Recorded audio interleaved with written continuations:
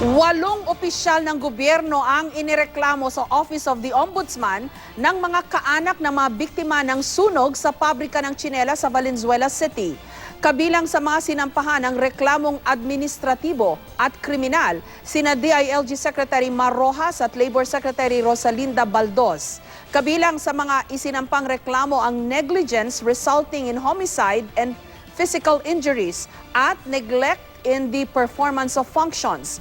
Bukod kina Rojas at Baldos, inireklamo rin ang ilan pang opisyal ng Department of Labor at ng Bureau of Fire Protection.